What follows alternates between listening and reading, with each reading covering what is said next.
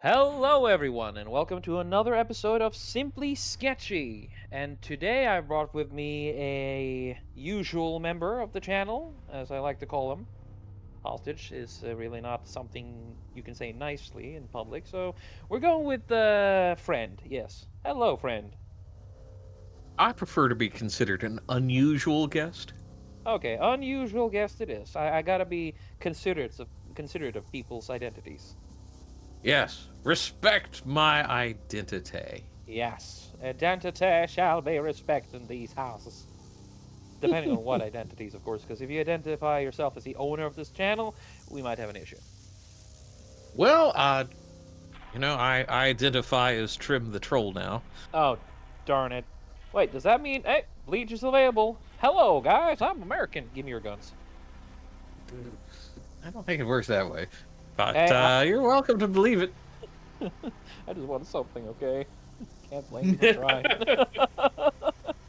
Fine, fine. uh, Gotta be that way about it. Be that way about yeah. You can have a lot of taxes. I can have guns. it. But yeah, that's a subject we don't need to cover here, aside from taxation's theft. But today we're going to be drawing a cryptid who is a bit more known than what we usually deal with, right? Would you That is care? correct. Would you care to So, introduce the fella? we'll be covering the Mothman, which, in a lot of ways, is kind of a overdone cryptid, in my opinion, and I typically stay away from them. The very popular ones. But I've been giving it some thought, and I think there's some interesting tie-ins that we can talk about, not just the Point Pleasant incident. Hey. So there's more accounts of the Mothman than just the bridge, right? Okay. Similar creatures, and we'll go into the main lore, which it's very accessible, and then we'll get into some of the more obscure similar creatures, Okay. and I think that will be a lot of fun, because especially with being able to fill in some gaps with certain other incidents and the timeline kind of stuff. So Yes. yeah, so Definitely. I guess the first to start this off, I guess it's really up to asking, what do you know about the Mothman? Well, what I know is just these documentary I watched as a kid. Uh, it was I don't know any of the names of the places. I don't know anything but the fact that it's kind of a harbinger of a disaster. It was seen on a bridge, and a small time later, the bridge collapsed. That's pretty much what everybody touches on. So you are very correct Yes. with that. That being kind of your initial awareness of it. Yes. So what you're referring to is the Silver Bridge between Point Pleasant, West Virginia, and Gallipolis, spelled Gallipoli, Ohio. Right. And that bridge collapse was in. And I should have had that pulled up and ready to go to give you that. It was basically like Christmas of 1966 or 67. Let me get the exact date for that. Hmm? So I'm sorry. It's December 15th, 1967 All right. is when the Silver Bridge collapsed, killing 46. Yeah, a fair few people met their end that day. Yes. But what's interesting is the first sighting was in roughly November 15th of 1966. 1966. Okay. Yeah. He's been around for a while then. Well, see, that's also the thing, and we'll just kind of go through the first account of it. So there were two couples that were there, and that would have been Roger and Mrs. Scarsberry, and then Where is... So, yeah, and then, yeah, Roger and Linda Scarsberry, and then Steve and Mary Mallette. And what they were doing when they spotted the Mothman and subsequently reported him, they were going to a local kind of makeout place, which was the old abandoned TNT munitions factory over in the Point Pleasant, West Virginia area. And the TNT bunker, which is kind of what we have sketched out here. Yeah, you mentioned a TNT bunker and showed me a picture, so we decided to go with that. But yeah, as I was about to say when you mentioned it first, like a harbinger of disaster on anything involving TNT tends to be a very unproductive thing, I guess. Perhaps. I mean, it depends on what goes with the TNT, but I'm not gonna start making any judgments there.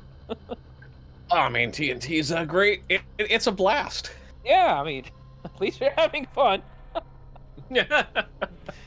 Oh, there's an expression. I'm just gonna sidewind here a little bit.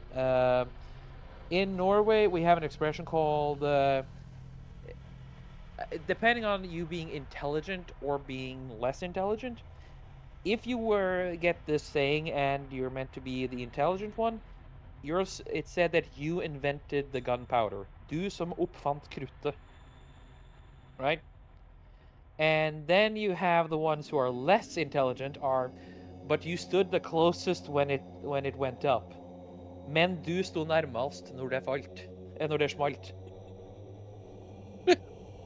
So yeah, that's an expression I heard as a kid in a song by a band who is local, DDE. They tend to take music from other songs, but add a Norwegian local swing to it.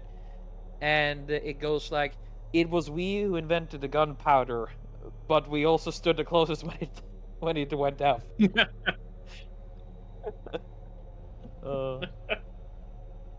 Oh my. So yeah, a little bit of a Norwegian side tangent there. We do have some expressions. We are not just extremely literal all the time. Aren't you though? Uh, Aren't you? you know, let me have this. All right, fine. So, one of the descriptions, and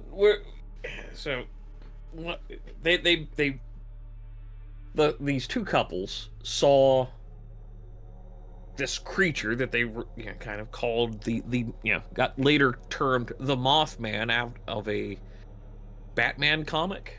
Okay. That's where they got the name from. It was just kind of in the zeitgeist of that particular size. Mm.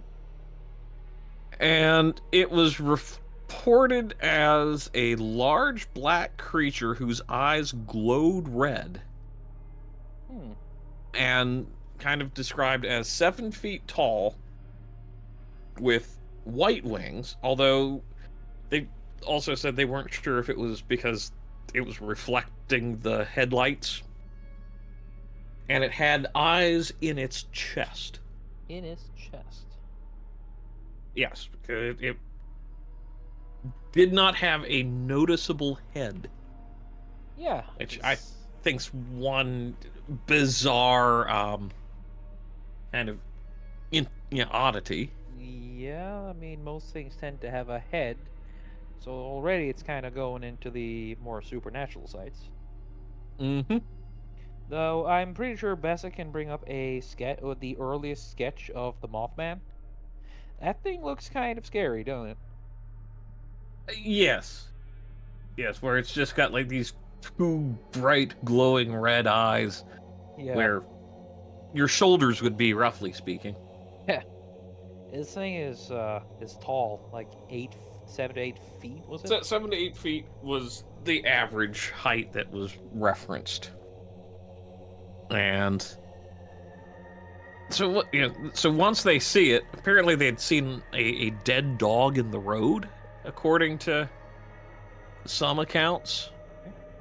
Which, okay, there's a dead dog in the road, then there's not when they drove back, so it's kind of a... Is there a connection to that? Don't know. No, I mean, it could be snatched up as roadkill by what do you call again the creatures that eat carrion feeders, or it Yes. well, this thing could be a carrion feeder. For all we know, yeah. And that we'll get into some of that quite a bit later. And then so part of the description was, let's see. It spread its wings a little bit, and basically the two couples in a 1957 Chevrolet, and the ones with the big wings, they turn around and started speeding away, and then while looking out the back window, it was described as, it spread its wings a little and went straight up into the air. When we got to the armory, it was flying over our car. We were going between 100 and 105 miles an hour down a straight stretch of road, and that thing was just gliding back and forth over the back end of the car. Yeah. And they reported hearing the wings flapping at various points. So that'll really do something with the fight and especially flight instincts. Yes. So that was from Linda Scarsberry's police statement. And then let's see. Yeah, and they always talk about first sighting this thing around the power plant over at Point Pleasant, which is like a 3 or 4 story tall brick building. And let's see, yada yada yada. So yeah, it's very very similar statement. And again, they're talking about speeds in excess of 100 miles an hour while trying to get away from this thing. It was keeping up. Yes. Ah. Yeah, it's very that's very consistent with hey, there's this gigantic thing floating around, and let's see, the wingspan was supposedly somewhere around 10 feet.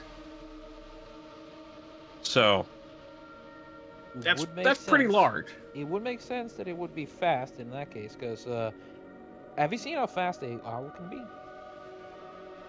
Yes, I have. Yes, they don't screw around, and there are some. I think there are some hawks or falcons that whose preferred method of hunting is by just flybying and punching you. Mm. Imagine this trying to give you a drop kick on the way by. No, thank you. Oh. That is one interesting thing about these early reports that they don't really talk about like arms per se, which I always think is an interesting kind of a commentary, because it are the wings like that of a like a bat or a pterodactyl or something? Yeah, it's kind of what I decided to go with here. As I see, there are images made with arms, there are images made without. So I decided to take a little bit of a... It's kind of on the a mix of the first one as well as a little bit of the whole bat slash pterodactyl thing. Mm-hmm. Now, I've seen some describing it as an owl as well. Yes, or generally like a bird-like creature. Yes. And to me, one of the things that my brain gets into is, okay, you see something with wings, and it acts non-bird-like, shall we say? Taking off vertically and whatnot. Which, if you run into a really big bird out in the wild, um, it's definitely possible to get spooked by something like that. Yep. I mean, we But got a bird in Norway called a tiur. I don't know what you call it. I think it's something similar to a pheasant. Black body, blue head. Can get real nasty when it's angry. we call those Canadian geese. Yeah, we have those too. Oh, bastards. Never trust the Canadians, people. um, because I've heard people say that, well, maybe this is a mistaken sandhill crane. 'Cause they're big birds, and they can be anywhere from 2 foot to 4 foot tall. But let's be honest, if you see something that is 7 to 8 feet tall versus something that's 2 to 4 foot tall, Yeah, there's a there's consider. a little discrepancy. I mean, Yeah, it's I'd say a considerable size difference, yeah. perhaps. So, it's just, to me, it's one of these things where, yeah, okay, maybe there's a element of misidentification of something that's natural, Hmm. like a sandhill crane, but that doesn't really answer the question of why is this thing keeping up, With a car going 100 doing and 100 miles. yeah, I've seen a lot of fast birds, but not many of them would like to keep up with that for a long while. No, That was a no, very special and bird. it was described as backing away due to, well, backing off the pursuit once they started getting close to lights Hmm. of town. Yeah, So, actively avoiding large populated areas. mm-hmm. Hmm. So that's like the first big account. Now, that's not actually the first account. So there was a farmer, and again, there's a lot better, really in-depth, anal retentive, podcasts and news articles that go into all the details that you'd like and more. But there was a farmer who was out in his field and saw where there had been a grave being dug, and described something flying like the size of a coffin Ooh. over his home. Huh. And it rose straight out of the ground and then flew overhead. Again, another vertical takeoff. Yes, and that's very common with this particular cryptid. Yeah, And because big birds they don't take off vertical a lot. They need a no, little they bit of don't. a running start. And it's something, because the red eyes, which seem to radiate light, not just reflective. Oh. So, there's lots of little things, and it makes me pause and say, okay, there's something here that cannot just be explained away by the skeptics. And Yeah. honestly, when it comes to the skeptics on this sort of thing, I'm more skeptical of them and their very dismissive attitudes and explanations. Yeah, they tend to just grip for anything, honestly. Yes, Yeah, and it's almost as if they're afraid to not just it's not the emitting, but rather entertain the thought that there's more between what they see and what they understand. correct, and that's it's kind of like if you went back to a physician in the 1800s and try to explain germ theory. Oh, he'd look at you like a crazy person. Yeah, yeah. Well, there's like these little micro creatures, and you can only see them with the right tools, and blah blah blah. And you would be considered a madman. Yeah, you'd be put into first class lobotomy real fucking quick. Mm-hmm. So, Good sir, you're speaking humbug. Let us help you out by hollowing out your brain a bit. Old world medicine was weird. yeah. Well, I mean, our modern medicine will look weird in 100 years' time. I'm looking forward to when we can just get a gun which you shoot, but it regenerates you instead of killing you. Well, it depends on if you believe in reincarnation or not.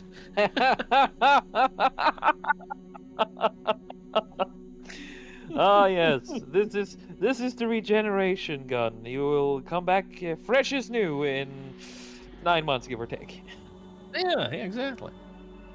So, yeah, so those are the kind of the early accounts. There's accounts of like strange phone calls happening out of just a lot of weird stuff is going on during this year. There's occasional other sightings of the Mothman and whatnot in the lead up to the Silver Bridge collapse. Right. So, the thing about the TNT, again, we saw how the bridge kind of collapsed after the sighting.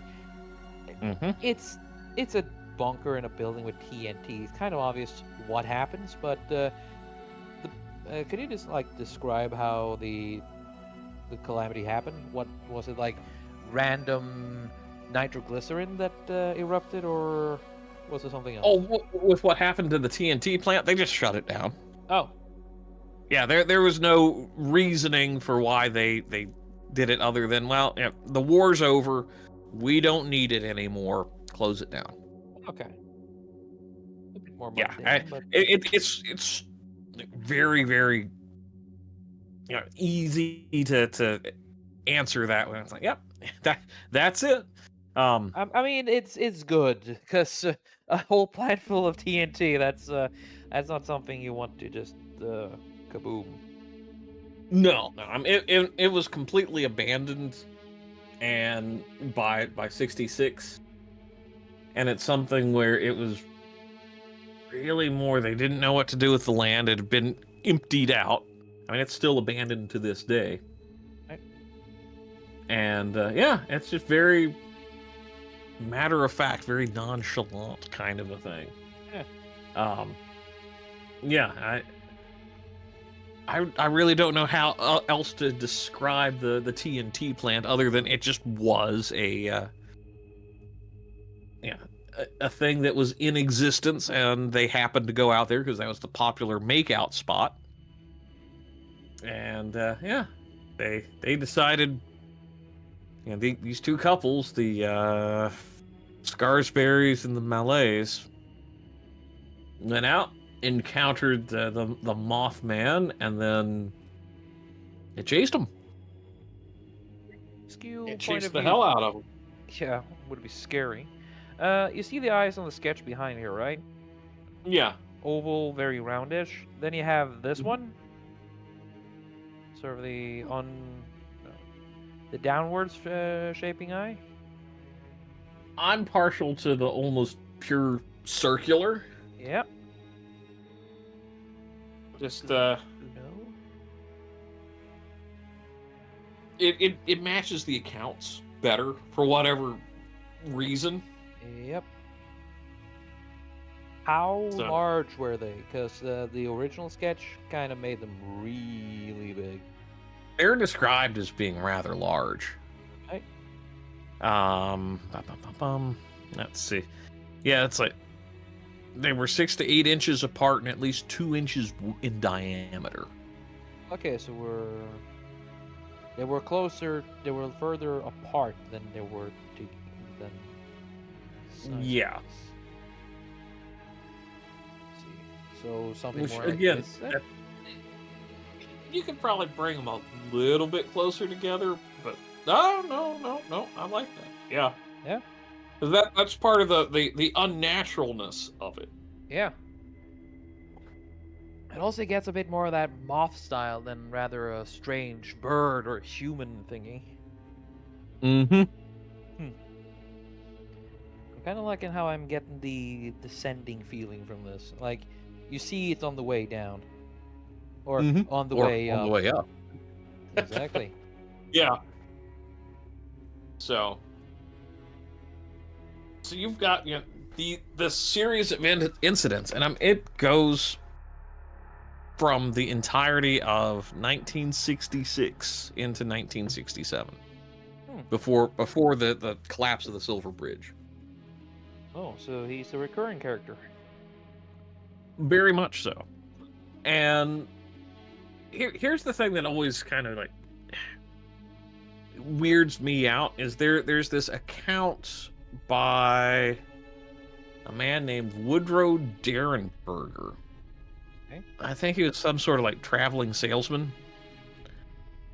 And he was and this actually happened just before, and he was driving home late one night after some sales, and this vehicle of sorts comes out of nowhere, and it's described as looking like a kerosene lamp chimney. Kerosene And lamp chimney. yes, Right. like the here I'll send you a Wikipedia image. I think I know what you mean, but maybe. Oh yeah, The the, those. the, the Yep. glass part there, yeah. Yep. And it's like this character comes out having like kind of a swarthy complexion Hmm. and identifies himself as Indrid Cold. Indrid Cold. Yes. And like very friendly and just kind of like chats to this Derenberger guy for a bit. And then he just gets back in it and takes off and leaves. End of conversation. Thank you, gentlemen. Goodbye. Pretty much, yeah. It was kind of like, asking about like, the area pretty much is the way it was described as the conversation going. Hmm. And then he was cited again by someone else in the area, and this all leading up to the Mothman showing up. Hmm. So Maybe a lot of people connect these two things. either So either he's the Mothman out of disguise, or maybe he is the disguise of a Mothman. You never could be, know. Some cryptids are able to shapeshift. yeah. Well, that's well, or it's like a handler for the for the Mothman. Yes. Yeah, I mean, it's just very very strange. And he was described as having kind of almost an unnatural grin. Okay. Yeah, like, very friendly demeanor, but also very disturbing in a lot of ways. Always the grinners who are the scary ones, isn't it? When you got Mm-hmm. that unnatural force one. I haven't met many people. I met a few that has it, and it's that kind of smile that sends shivers down your spine. Yes, very. It's like they're too friendly. Yes, it's kind of the ones where you're like, I kind of want to leave. I don't want to be rude, but I want to leave as quickly as possible, please. Mm-hmm. Yeah, and let's see. So yeah, this there supposedly reports of over 100 sightings of the Mothman after the Indrid cold sightings Yes. stopped. So that's, I mean, it's kind of interesting, and there's all these connections with this story. I like the name Indrid Cole. I mean, it is kind of a badass name. I mean, it's like if you wanted to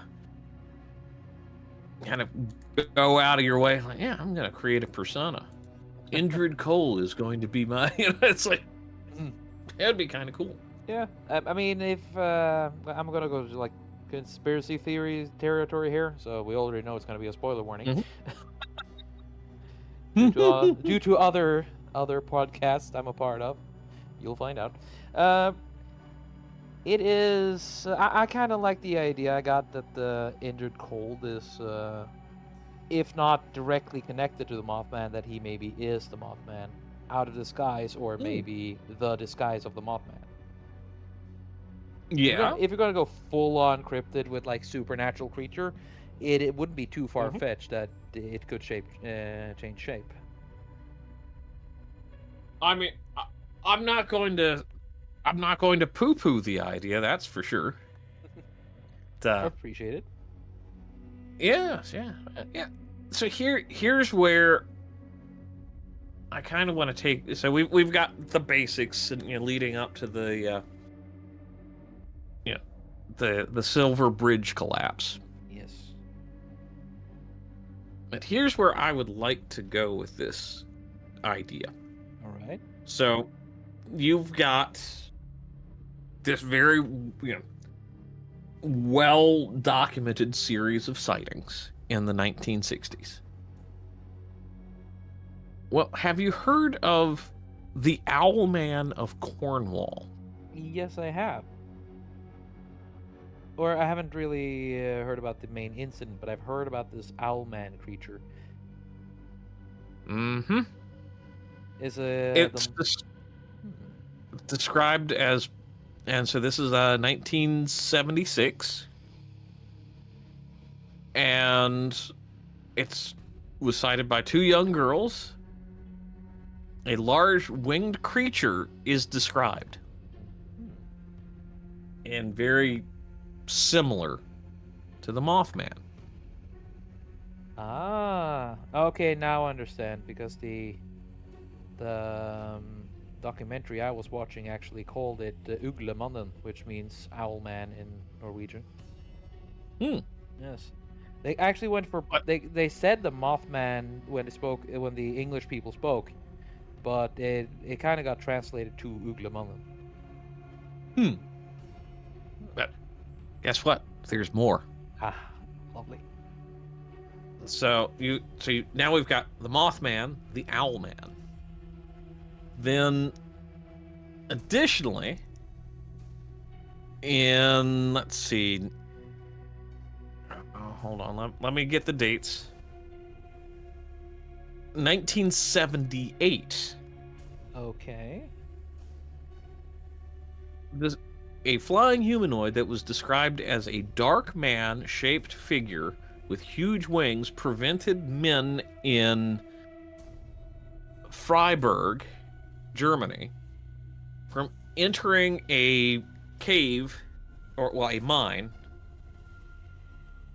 and the miners were trying to figure out what was going on, and then the mine collapsed. So it chased them away. Yes. Huh. And then again, it's like there's all these things just kind of layer and build upon them. Hmm. So then there's the so-called Blackbird of Chernobyl, Oh, which showed up in 1986 oh, during the meltdown at the reactor. before or during, like as it happened. As it was happening, yeah. Oh, Mm-hmm. well, that turns it from a minor thing to a very big thing because I'm one of those people who think that the Chernobyl incident is one of the more uh, most important moments of our era. Mm-hmm. I'm kind of biased like that. And then now we're going to go the other way with the timeline. There was called the Van Meter monster or Van Meter um, visitor, Okay. 1903, and this now the description described has it more of like a beaked creature Right. than the kind of the headless beasts that we've been talking about so far. But and it's like a beaked creature with a horn that apparently shines a light, but it has very similar flight characteristics, or Right. it just takes off vertically. Huh. And now, interestingly enough, supposedly they you know, blew up a old abandoned mine shaft after shooting at it and retreated, and they blew up the mine shaft so it couldn't get out, and there were like two of them. Two of the But beasts. yes, Ooh. so to me, it's like, man, there's a lot of interesting like connections going on here. You don't say. Like the German one, it warned them. So apparently, either it has a soft spot for Germans, or it tried and failed helping the Americans in some ways. Or the English, yeah. Yeah, the Although, English. with the Cornwall Owlman, there's no described tragedy that came along with it afterwards, but you do have to wonder if there's some connection, you know? Yeah. Or maybe there's no disaster because of it. They got too distracted with it for anything to happen. Quite possibly. Hmm. And So it so, might yeah, not I be mean, an it's just, actually malicious creature, and who knows? Maybe the TNT factory could have been. If the teenagers had gone around there, fooled around, they might have triggered something. Not the first time a well, bunch of stupid, horny teenagers mess something up. they weren't really teenagers. They were like in their 20s, but Oh, married couples. But still, no, but it's like, yeah, but what if they had gone in there, not been chased out? hmm. That's a question that I think is worth asking. Yeah. So it turns out this thing might not actually be malicious, but more benevolent. Mm-hmm. Huh. And or maybe not even benevolent, but isn't malicious. No. Now, there's also it's a Shawnee Indian myth where I it's knew we would get in some of the engines. uh-huh. Yep. Oh yeah. So it's called the Missingawa, something like that. Okay. I'm Miss terrible at Angawa or Shawnee. Miss Ingawa? Missinwa. Okay. Misingwa? Miss Ingwa. And it's described to kind of be a winged version of Bigfoot almost. Oh. I mean, I can see it. And the interesting thing is that particular the Shawnee had originally lived around the area where it became Point Pleasant. Right. And so you've got this somewhat native creature to that area being described in lore that happened long before hell even the white man showed up and made it a better place. And there was apparently, and I've heard this name for years, a Shawnee chief called Cornstalk, and they were he and his son were murdered by the settlers in basically a betrayal moment. Hmm. So, boo the shitty settlers with that. Yeah. But that ties the Mothman to the whole Misingwa. Right. Ah. So, And if that's the case, it kind of had like an opposite migration. It started in America and then went over to Europe and to Russia. well, my thinking is it's not. There's no single point of origin. There's this creature of sorts that just exists out in the ether, and it's not it's been described in modern times attributed to the Mothman type sightings. You know, the Hmm. Mothman, the Owlman, the Freiburg Shrieker. Hmm. But what if it's some omen, some messenger? Yeah. You know, I mean, it. a harbinger of doom. I mean, it would fit the description for something like this. Feels kind of doomy And there. and and here's something else that kind of like pops into my mind. So it ties back into the Pysaw bird. Ah. Variations on the Thunderbird theme. Right. And So yeah, the Thunderbird was kind of this very divine being, wasn't it? not really. No, wait, no, I was talking about. Oh, wait, I was thinking about the Rook. Yeah, you're thinking about the Rook. No, so the Thunderbird is known to attack people. Yeah. So Would you need a Thundercat for that, maybe? no roars, snarf snarf. Come on, I had to. No, you didn't. I say I did. Plausible deniability. Hmm. Sure, sure. Yep.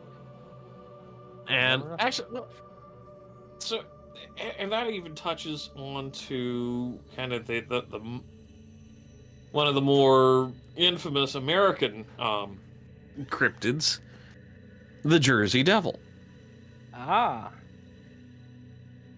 which was cited in or the Leeds Devil if you want to use the alternate name, Yeah, I gotta be and honest. cited. I like leads because leads. If you change the word a little bit, it sounds more like lidelse, which means suffering in Norwegian.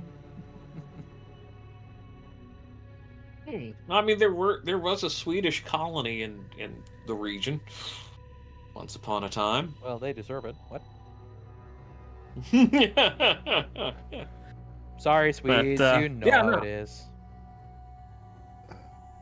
don't apologize to them. No, it actually not. I'm just actually, they deserve what they get, but I gotta pretend it. But it's like, well, granted, the Jersey Devil has a much different physical description than everything else. Right? But all the other, all these other cryptids that we've mentioned are very much like in the same kind of physical description, with the exception of the Van Meter monster and again the Leeds Devil. Right. But it really does make you wonder if there's something there, something that's not it's truly supernatural, and supernatural I think needs to be correctly defined as something that's above the natural order of the world that we can document and Yeah. quantify. Sort of like, would the word preternatural be big? I mean, that's kind of interchangeable. Yeah. Because when people say supernatural, it's more like a fantasy, but preternatural is different word.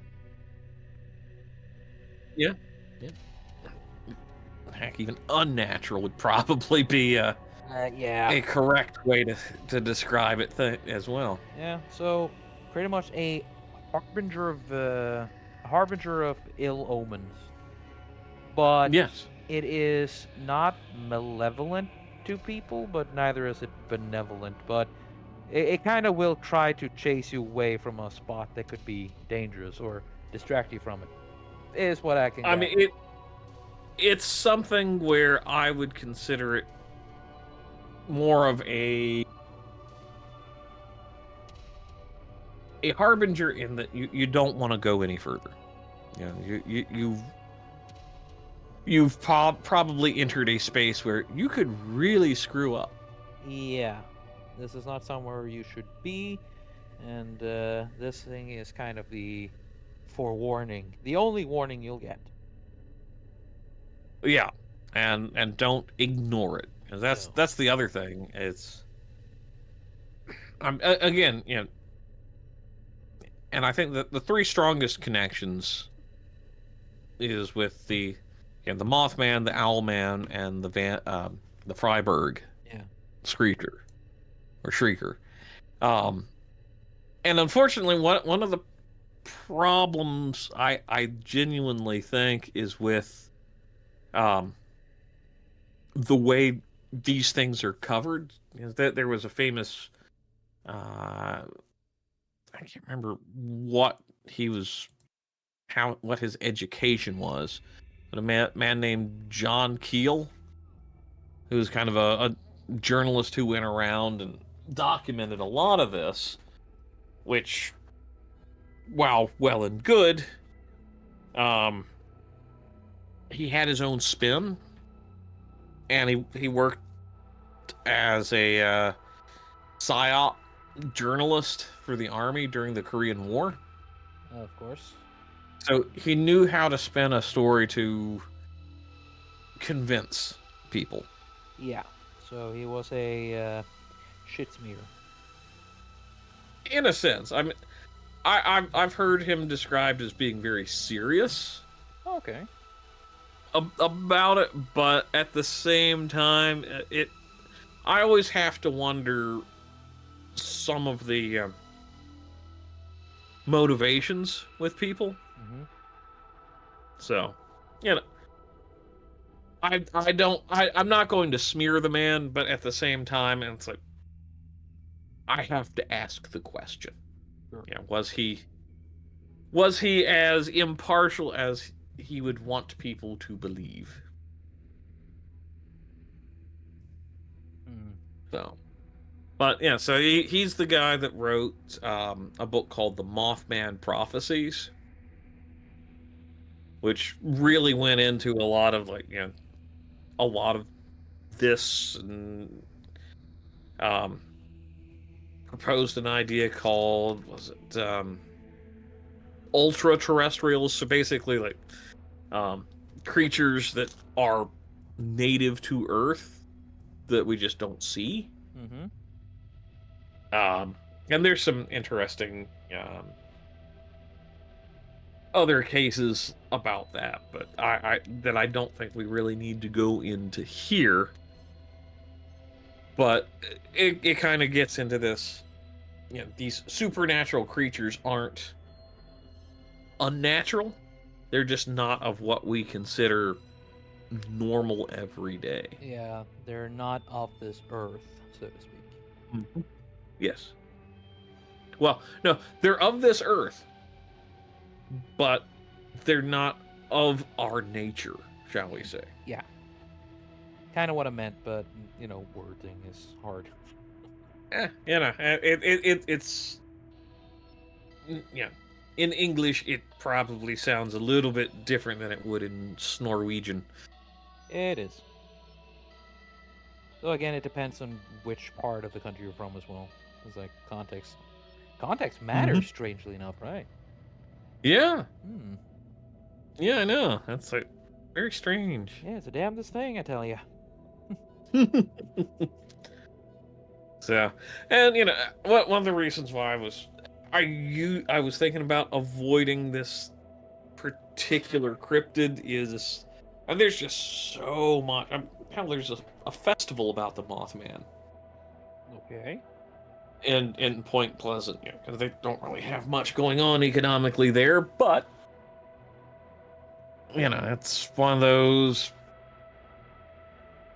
It's an interesting cultural phenomenon, and not enough people um, want to look at them outside of this one incident.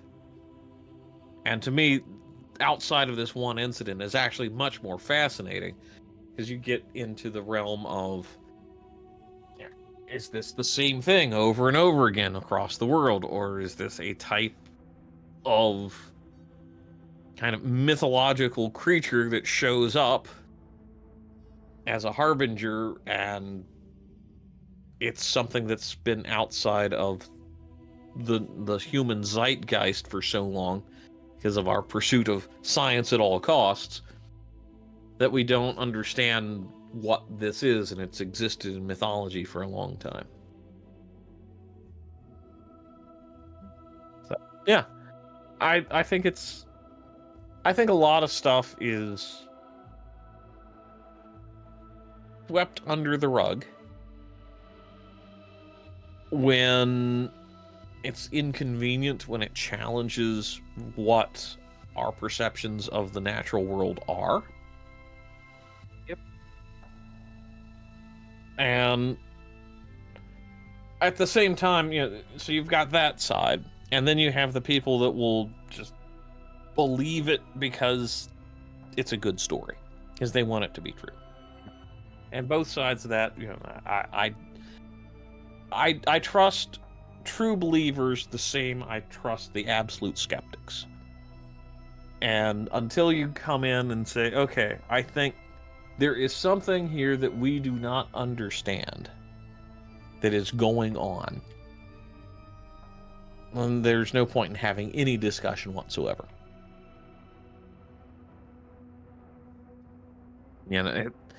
Because let's think about it this way: if you find a glitch in a computer game, Mm-hmm. but nobody else can replicate it, but you can describe it, you can describe how it happened. Did that glitch happen or not? Yeah. Yeah, and I think trying to think of things as scientifically repeatable is not always the best way to address personal experiences, because people experience realities in much different ways. And that's not saying, oh, let's get off into the weeds and endorse, shall we say, mental illness and whatnot. But I think it's very vital to understand, like an eyewitness report. Yeah. You separate the people as much as you can, and you go and say, okay, yeah, Bob over here saw this, Bob, and Susan saw this other thing, but they're still watching the same event happen. It really kind of gets into that realm of, okay, what's the truth of this situation? Because you can have several people witnessing the same thing and coming to very different conclusions. Yeah, it's kind of why you need to have more than one member in the jury, isn't it? Yes. And I think it's also important to look at a lot of this stuff through the lens of, like, okay, yeah. Could it be something very mundane, very natural? Yes. But if that's the case, why are people reacting in this way? What's changed about what's going on in their perceived reality? And okay, somebody said, okay, well, maybe somebody was drinking or on drugs or voting for somebody that they shouldn't have voted for. Yeah, I caught myself there. Nice one. Nice catch. Yes, yeah. So you've got that, like, okay, is the Mothman a misidentified sandhill crane? Right. If it was one individual, Sure. But when you have 4, and then you have hundreds of other witnesses who are describing something very similar and other natural but peculiar phenomenon going on, again, Yeah, and you can only blame schizophrenia that many times, basically. yes. And I think to me that there's this concept of mass hysteria, which I think's been overplayed. You know, like the dancing plague of the Middle Ages and whatnot. Dancing plague? Are you not familiar with that? I've. Huh, I can't say I am. I think I've heard the term, but no. So there was a series of events, but the biggest one was the dancing plague of 1518. Okay. And it was in Alsace, now France. And it took place between July 1518 to September. Cool. And somewhere between 500 to 400 people took to dancing for weeks. For weeks, Yes. just dancing. Yes. I mean, I don't know if it's like dancing, but certainly gyrating. And of course, the skeptics are like, well, this is mass hysteria induced by stress, or it's a religiously motivated thing. Die And from it? now one of the I have to check. And the other one is mold, like ergot poisoning, which is a kind of fungus that grows on certain grain Okay. crops.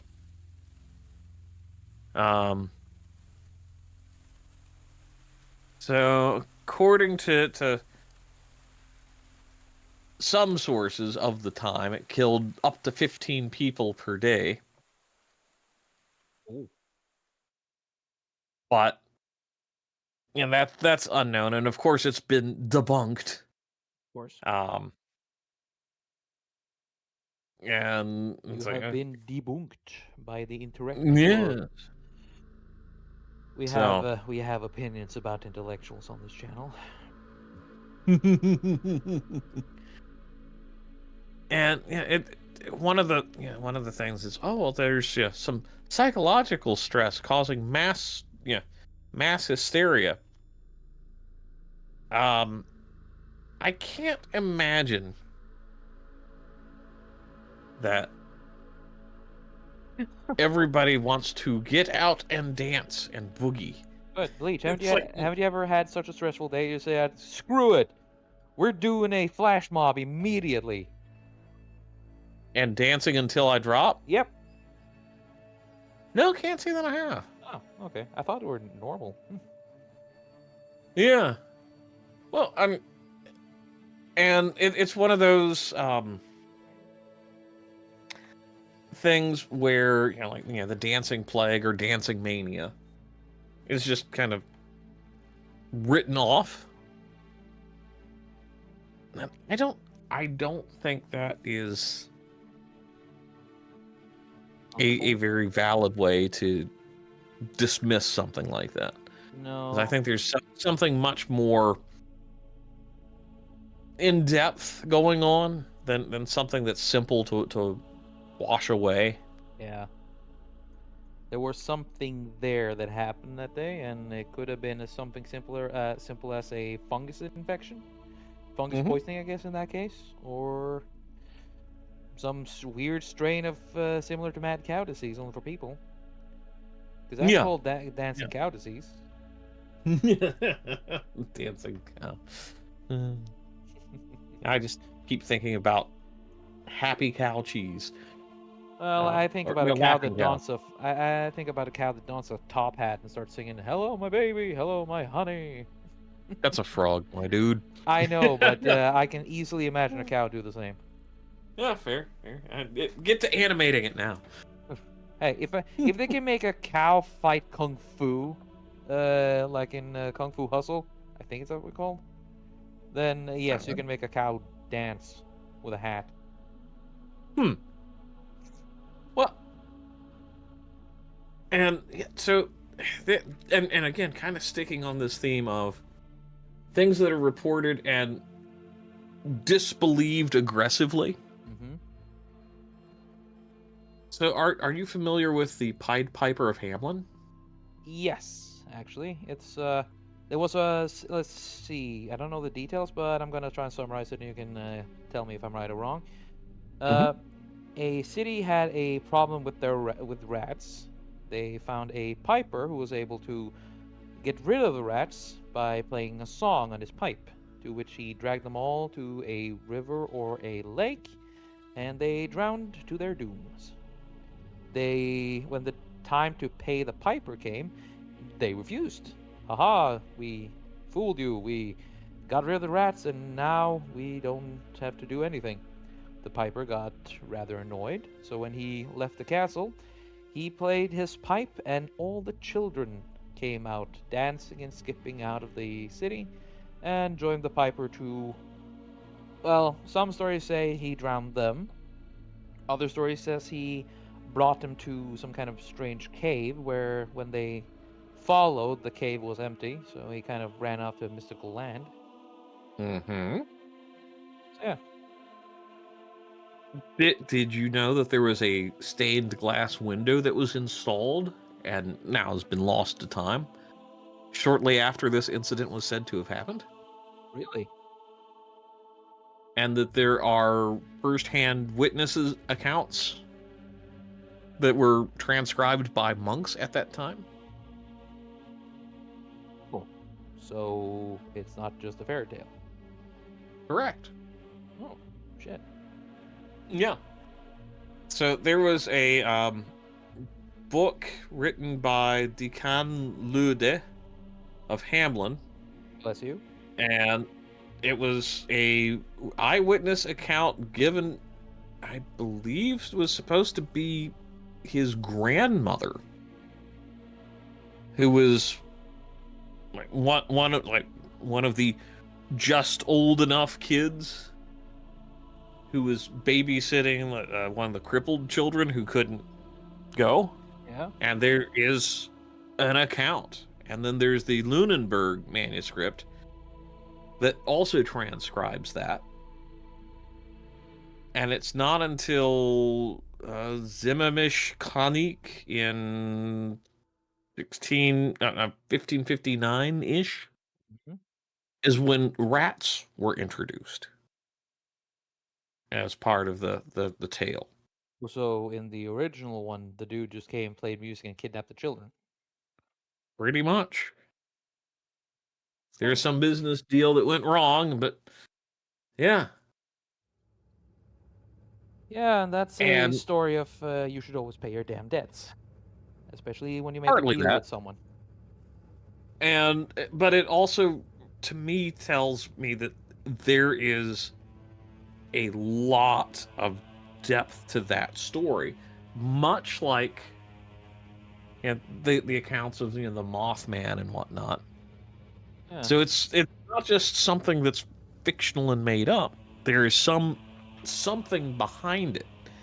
Now, some of it kind of gets into, is this something that is like, again, truly a, yeah, adaptation of something that literally happened, or is it told in such a way that it's kind of a figurative story? Yeah. But more and more, I consider stuff like this kind of leaning into, there are accounts like the Mothman where it's hard to just wave it away with a hand. Yeah. Especially when you have this many over this many places. Of course, if you really want to stretch it, you could say that someone with the familiarity of the myths of the cryptid just happened to see it because something terrible had just happened, or they believe they've seen it. Yeah, yeah. No, that. I think that's a good commentary on that, because yeah, the human mind can fabricate things to alleviate itself. in a lot of ways. In many ways, But yes. But also there are some times when the things that seems just insane enough to not be true turns out to be very true indeed. indeed. And yeah, so I look at this stuff and I don't feel comfortable in just dismissing all of this out of hand, waving it away and saying, "Oh, yeah, it's mass hysteria or it's a misidentified creature or something like that." There is something there Yeah. that really speaks to the experience that these people had. Yeah, and it's the common notion here is that even if there was a catastrophe or not, it appeared in a place where something was dangerous, like the dynamite, right? The TNT. Mm-hmm. Then you had Chernobyl, which is kind of one of the most important catastrophes in modern time. We still have Mm-hmm. at least in Norway and the rest of Europe, we still deal with the ramifications of the communist failure. Well, yeah, Yep. yeah, and it's like, oh well, this is all pushing it off onto the next individual up the chain of command. Yes, because what the hell is accountability now? Hey. Mm-hmm. Anyways, that tangent a little bit aside. It seems to be a place where something dangerous will or could happen. It is either narrowly avoided or it happens. The bridge, Mm-hmm. which we kind of need to cover, I guess. The TNT factory, something bad could have happened. Yeah. Yeah. And some of the other stuff that just went along, that it's like, okay, are these leading up to something? And the bridge disaster perhaps was it. I've always wondered, okay, these other sightings, were they people who maybe got killed in the bridge collapse? Don't know. I've only seen it's got some something going on here.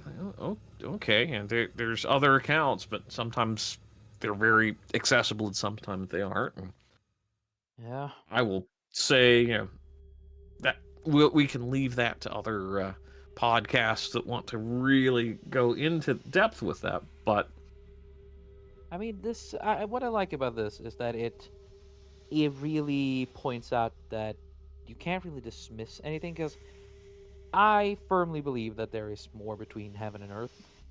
hmm Mellom himmel og jord, as we say in Norway. It is, and that is the direct translation of the quote, by the way, Bessic, in case you're wondering, so you don't have to do a Wikipedia dive again. See, I can be considerate. I can be, sometimes. Uh, but why? Fine. Next time, I'll just let Bessic go on a large search again through dictionaries. Blame Bleach for this one, Bessic. Not my fault. He did it. Yes. So, basically, I am fully believing that there's more between heaven and earth. If it is according to a book somewhere, maybe, or maybe it's just an interpretation. Like uh, my interpretation of the Bible is that it's not the absolute written word of God Himself, but rather the interpretations of His message to mortals, essentially, right? So that's why Yes, it's it's less very the much. yeah it's not the actual 100% written word, but rather the meaning in them. You know. Yes, well, it's our limited capacity to understand. Yes. That's kind of what it comes down to. Yeah. And actually, stuff like the Mothman here, I think really does tickle into that realm of we might not have the capacity to truly understand some of these things. Yeah. And in some places I've seen that delve further into like occultism and stuff, they think that many supernatural things take shapes to function in our, you could say, version to our form of the world, and some say it's our interpretation of it. They take the Lovecraftian approach of we can only consider see parts of it, and this is the one we Hmm. currently see.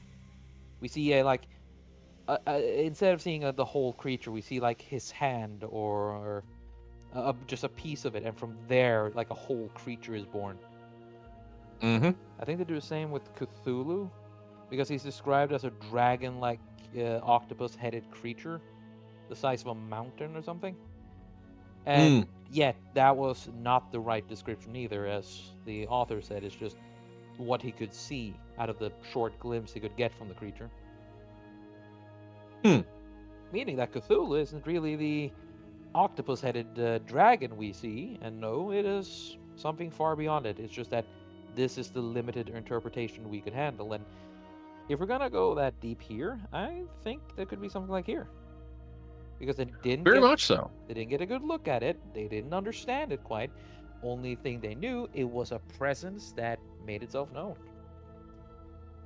And aggressively. Very much That so. that's the other thing. Yeah, there's a lot of this where it's like, man, there's this aggressiveness in some of these creatures making themselves known. Yeah. And I find that rather interesting. Oh yeah. That it's kind of like, the yeah, and the meme of hey, look at me, hey. Yes. Okay. And I think there's something rather like we're so stunted as humans, and kind of gets into the, well, we're only using a small percentage of our brain capacity kind of realm. But I think there's something to that we're There not is. we're not experiencing our reality fully. And until we do that, we might be kind of stuck. Yeah. Yeah. Red on black does things, eh? Yeah, it's rather disturbing. It is. Let's see, of course I messed that one up a bit. But now, time for redemption. Ta-da! There we go. Turn off the reference, because that'll bite me in the ass later if I don't turn it off. Let's see. Suppose. Yeah, I always find these conversations kind of fascinating. Just because I think we're very limited creatures in a lot of ways. Yep. And I don't think we address that enough, because we've got the scientific method. We can do anything. But it doesn't help if you can't use your mind to be more flexible. Because when you get into kind of rigid, almost dogmatic interpretations of the world around you.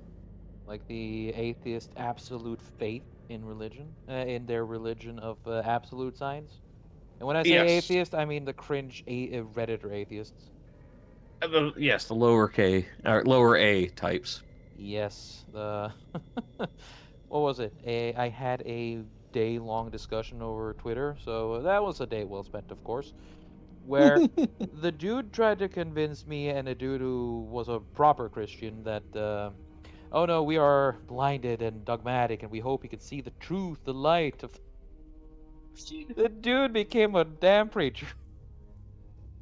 Yeah, yeah, I believe it. Yep, that is the And fitting irony of it. it's one of those.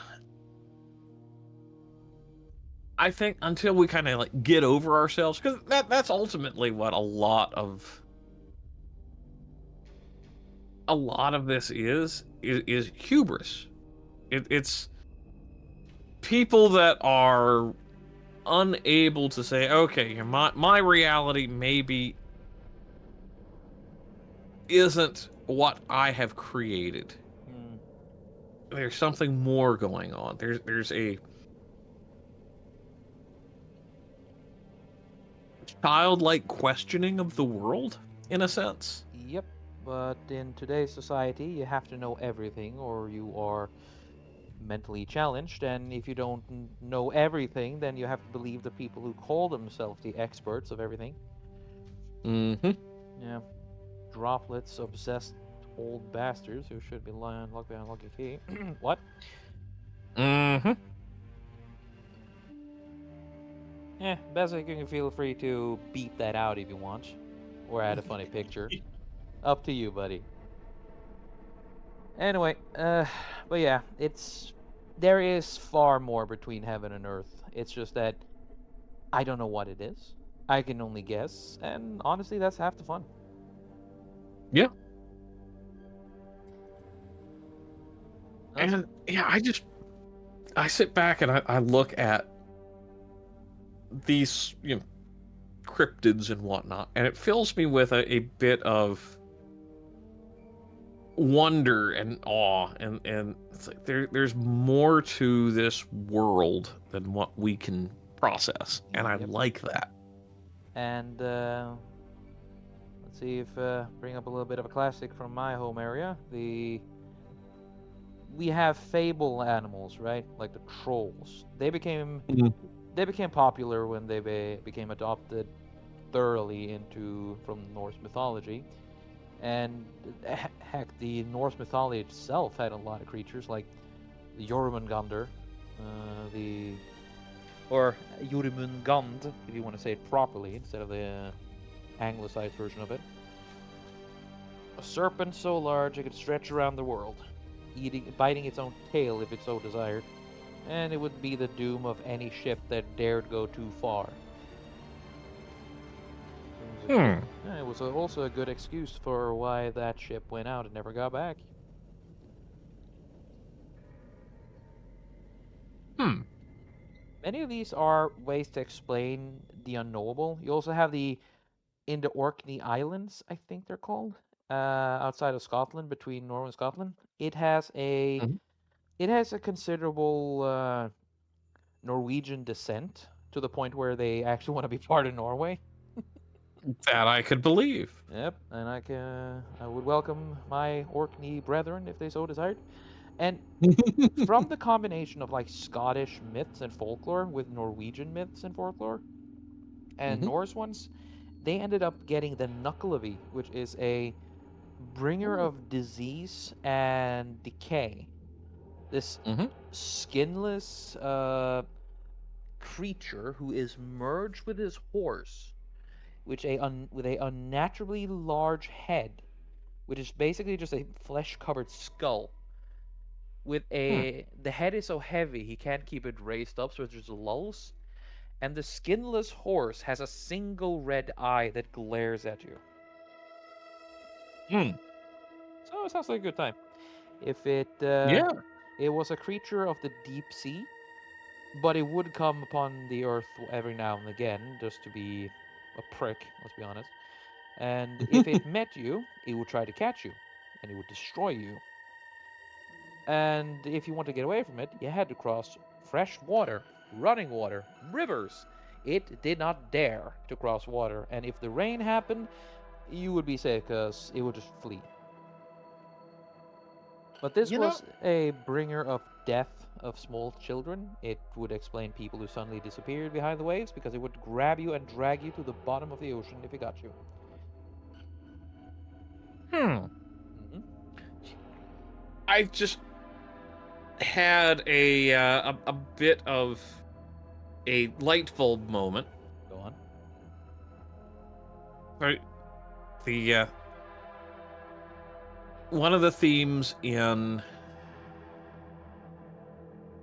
Legend of Sleepy Hollow is that the headless horseman cannot cross running water, Yep. and it's a little bit like the Nucklavi. Yep. So instead of a lulling head that can't be held up, it is then a missing head. Yes. And it's a rider that is unnatural in every single way. Yeah. Again, this is that level of look at the wildness of how interconnected these stories are. Because I almost guarantee that it was the Nucklovey was basically copied into Legend of Sleepy Hollow. Yep, just with small changes and additions. Mm-hmm. It would make sense. Yeah, I mean, you always localize your mythological creatures. Yep, and many people like to bring things with them. And among the settlers, there were Scottish people, people of English Mm-hmm. descent who probably heard of it. And the Nucklavy itself was supposed to be of a Norwegian, have Norwegian inspiration to it. Interesting. I don't quite remember the details, but it was something. Hmm. I love Yes. that's why I love mythologies and legends, even and Mm-hmm. folklore. You have so much interesting. Like the Japanese ones, they have myths for their modern times, like the toilet hand that grabs you and drags you to hell. Yeah. A literal hand that pops out of the toilet and it will try to drag you to hell if you. I think it asks you for paper or something. I don't remember it, but oh boy, the Japanese, they have some. Papers, please. Yeah, they did not handle a certain event that well. Well, I don't have to worry about that. I would just blow it out of the water. Yeah, guns would solve a lot of issues until it won't. Yeah. So again, if a gun doesn't solve the problem, have you really tried hard enough with gun? Oh, I wasn't even thinking of a gun. I just gotta just blow it out of the water. Who cares if the water remains? I mean, the water's gonna be brown. That's all I gotta say. I had Chipotle tonight. If you really want to be cruel, what do you think? Oh, are you gonna maybe lighten up the sky just a hair, just to That's the for plan. better contrast? Can't have a moon-filled night without a moon. Ooh. It's a hoot. Oof. Eh. Oh, that's the Owl Man of Cornwall. Damn it. Let's see, and maybe some clouds. I'm gonna mess around a bit more here after I remove a little bit here. The funny thing though is before this, I did a Batman episode with my friend Vanis previously, the one before this, Mm-hmm. and huh, it's a bit fitting, really. I think you mentioned Batman earlier this episode. I did, yes. That's actually how the Mothman got his name. Was the Batman comic with I think it was like the Killer Moth or something like that. Yeah, Um. I think I've seen. Yeah, I've seen Killer Moth, so it's kind of fitting that we got this unintentional. Mm-hmm. Yep. Yeah. It's stuff like this where there's a zeitgeist at the time that kind of bleeds over into how some of these cryptids are named. Yep. And yet there's also this very kind of almost poetic kind of capture of a specific time. Hmm. Oh yeah, that's Much better. yes.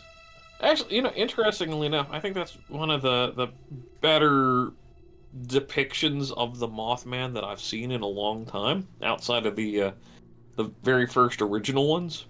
Thank you very much. Yeah, I think people just lean way too much into trying to make it a horror creature rather than just a creature. Yes. Dick Moore, try to less. Hmm.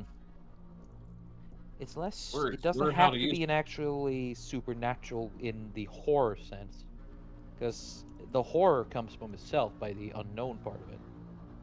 Yes. And to me, that's I've said many times on here. I'm sure my favorite kind of horror is that which is the psychological, the unknown, Yep. the unknowable.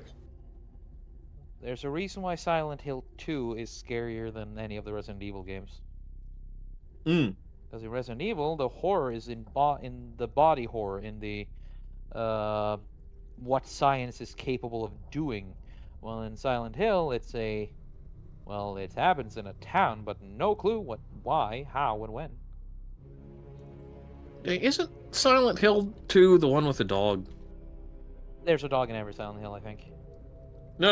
It's like the dog is running the whole simulation. Oh, that's a joke ending. Yeah, yeah, that is. But it is okay. It is Silent Hill 2 then. Yes. Okay. The main character goes in, he finds a dog at the computer. He's like, ha ha ha, I'm a dog. And the dude's like, seriously? A dog? And it just collapses to his knees. And he's like, oh, really now? I kind of like that ending. Yeah.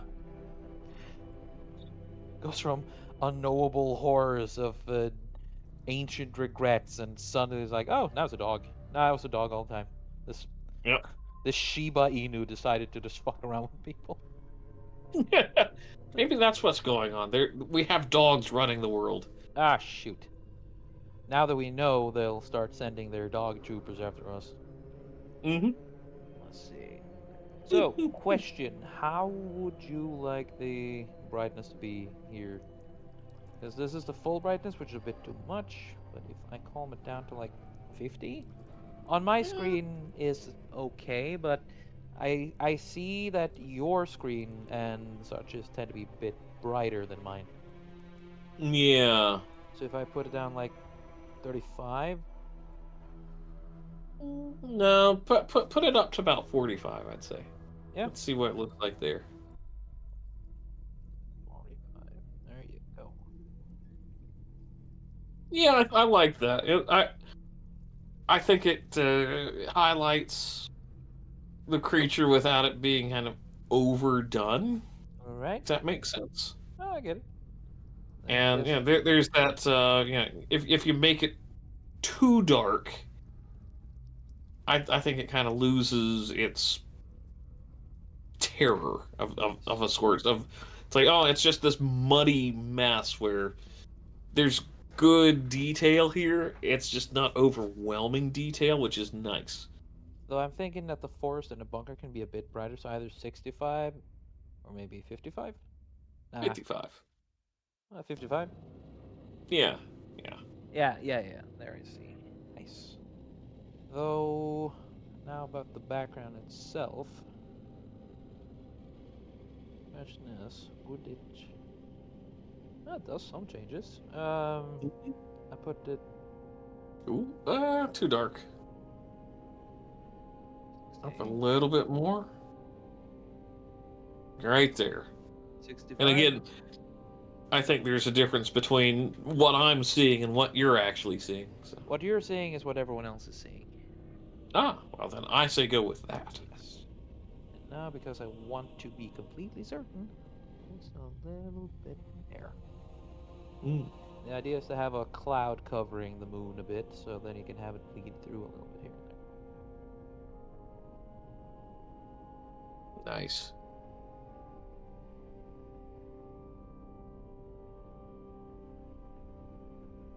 Yeah, I just find the topic of cryptids fascinating, and maybe one of these episodes we need to go into ghosts. 'Cause I've Oh, got some I'm well all for thought ghost out stories. theories on that. A lot of it actually has to do with physics. Oh, really? Yeah. Huh. I'm all for that. Though I also want us to, We need to find out when we did the first of the Salem thing, because that's your personal one, and I kind of want to redo another one of that if you don't mind. Yeah, we could do that. Yeah. Hmm. Maybe that could be the 100th episode if possible. It's still a long That's way. Or the 50th. Who knows?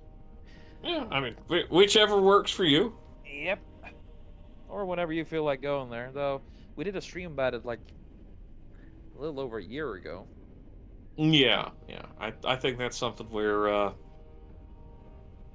get some more miles on your streams and a few more episodes, and then we can go back. Yes. Because I really like doing the Salem thing, and it would be really interesting trying in this format. Though I am really happy with how the old Owlman turned out. Or The the Mothman Mothman. or the Freiburg Shrieker. Yes. The many names. So, what do you think about the brightness of the red of its eyes? Too strong? um, Or should it maybe be... Because it was radiating. Honestly, I like it really strong to be perfectly honest. Yeah? There's just something that needs to be. There are I don't many know. ways of doing this. Like, effects... There's one... No. No. They don't quite do... Oh, Ooh, that's interesting. I that's... don't know if that's right, but Hmm. Now, if I try this as a base, and then I add more... No. There are many ways. Color burn... hmm.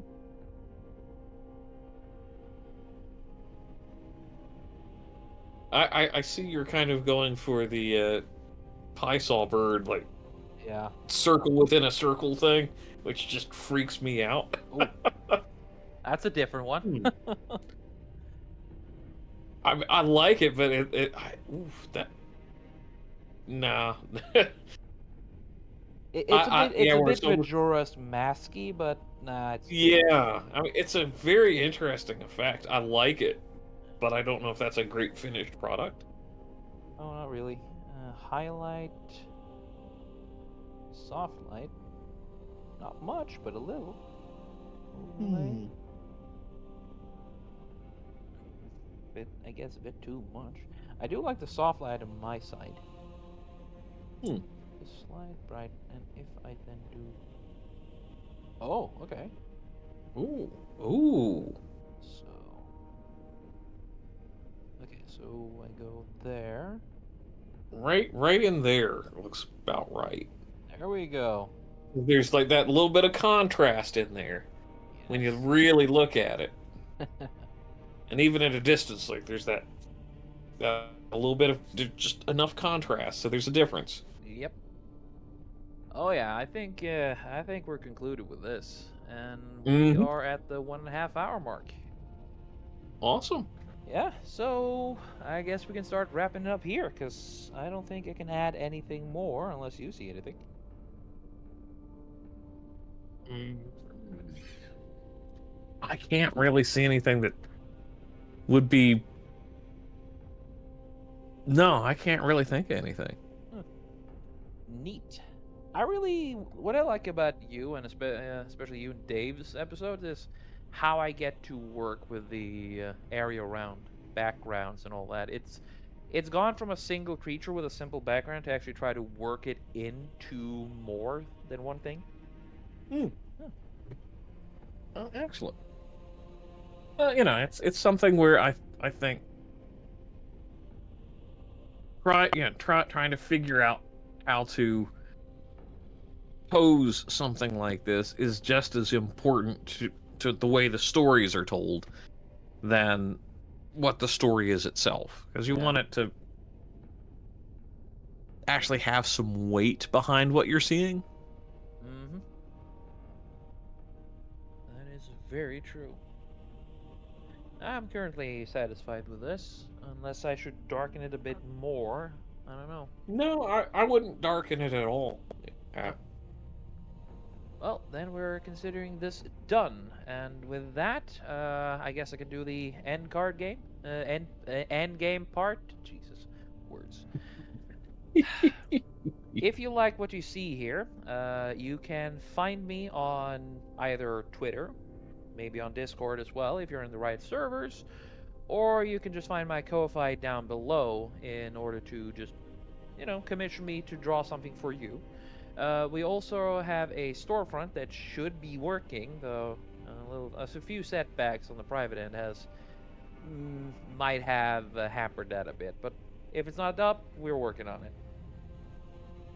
And of course, that's it from me. I would also like to say thank you, Bleach, for joining me here, and please shill yourself shamelessly. Pleasure as always. Yep, I mean, I can be found on YouTube and Rumble. Still surprisingly available on YouTube.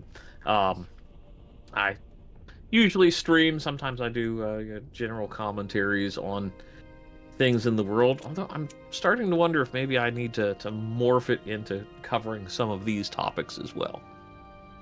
Definitely. And let's see. You can technically follow me on Twitter with the Bleach Demon, but I usually just use that for trolling and entertainment for myself.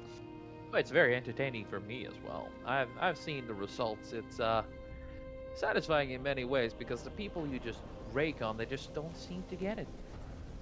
No, there've been some genuine good conversations, but most of the time it's just a quip, and people are confused, and I like that. Yeah, a little bit of confusion is nice for the soul, I say. Yeah. And of course, I can't go an episode without thanking the powerhouse behind this editing, which is Basic. Without his constant technical wrangling and editing capabilities, this video wouldn't have been made at all. Thank you very much for your hard work, and I hope you also enjoy what Basic does, because I'm encouraging him to do more and more of his own little quips, and it is funny. Very funny all the time, even though he tends to make half of them a joke about me. But hey, I can take it on the chin. And apparently you have. Yeah, because it's funny. That's the best And part. if you'll allow me, I will say there are a lot of good inserts with what he does, where it kind of shows what we're talking about in some of the episodes. So it's a kind of a nice little educational documentary in some of them. Oh yeah, the best part about his particular brand of autism is when he hears something, he wants to be 100% certain that it's right. Which, of course, when me and Dave went on a full rant about what's a Norwegian thing, he just... dictionary time. Oh, it's good fun, and he always makes good quality. Again, thank you, Bisic. And of course, everything that is the music-wise in this episode is the work of my dear friend Robert Renato. He is a self-taught synthetic orchestral musician on YouTube. Again, you can also find his links in the description down below, as well as Bezex, because can't forget him as well, sorry. And of course, I need to extend a thank you to everyone who's been watching, listening, or in general just clicking on this video. If you made it this far, or if you just made it a few minutes, thank you very much. I appreciate it regardless. If you want to continue seeing this, just hit the like, comment, and subscribe buttons. Say whatever you want. I tend to try to respond as often as I can, even though I get a bit distracted every now and then. But hey, such is life. I am a boatman after all, so I get distracted half of the year. But yes, with that, I would like to close this episode of Simply Sketchy. Thank you again, Bleach, for joining me, and I'm looking forward to next time to have you aboard. Sounds good. Appreciate it as always. Likewise. And with that, goodbye, everyone. Say goodbye. Oh, yeah. Bye. Go away. Go. Be gone.